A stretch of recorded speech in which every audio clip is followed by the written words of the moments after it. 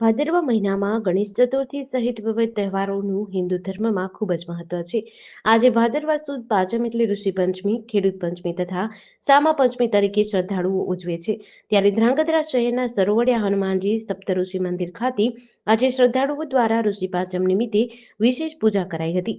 લોકવાયકા તથા પૂજારી પાસેથી પ્રાપ્ત વિગત અનુસાર સ્ત્રીઓને આવતા માસિક ધર્મ દરમિયાન જે દોષ થયા હોય તે દોષથી છુટકારો મેળવવા માટે સપ્તઋષિ પૂજનનું કરવાથી દોષોમાંથી મુક્તિ મળે છે. આ ઉપરાંત ખેડૂતો પણ આજે ખેડૂત પંચમી તરીકે ઉજવણી કરે છે.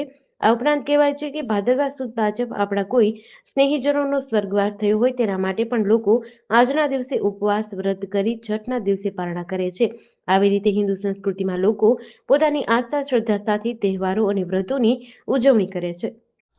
બોલો સરોવરિયા હનુમાનજી મહારાજ કી જય, અમરનાથ મહાદેવ કી જય, સપ્ત ઋષિ ભગવાન કી જય, નવગ્રહ દેવ કી જય.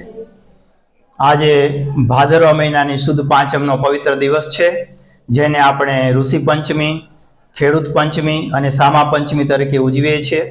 આ મંદિર નરસિંહપરાની અંદર 40 વર્ષથી બનેલું છે અને એ મંદિરની અંદર હું 40 વર્ષથી સેવા પૂજા આપું છું.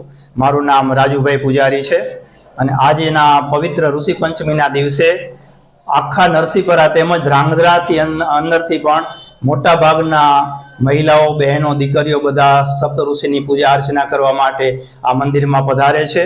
અને આ ઉત્સવનું એટલું બધું મોટું મહાત્મ છે કે જે સ્ત્રીઓની અંદર, બહેનોની અંદર, દીકરીઓની અંદર જે રજસ્વલા ધર્મ આવે છે, માસિક ધર્મ જેને આપણે કહીએ આપણે શુદ્ધ ગુજરાતી ભાષામાં, એ માસિક ધર્મની અંદર જે કંઈ નાના મોટા દોષ આપણને લાગતા હોય, ભૂલથી થઈ ગયેલા, કે એનો જે ધર્મ નિયમનું પાલન છે કે આપણા ઘરમાં, દેવ મંદિરમાં માસિક ધર્મ સમયે સેવા પૂજા ન કરી શકાય, રસોઈ ન બનાવી શકાય, એ બધાય દોષમાંથી મુક્તિ મેળવવા માટે આ સપ્ત ઋષિનું પૂજન કરવામાં આવે છે.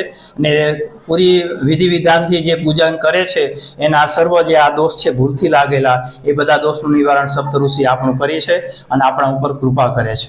જેડીસી ન્યૂઝ સાથે દિનેશ ગામવા સાથે જયેશ કુમાર ઝાલા, ધ્રાંગધ્રા.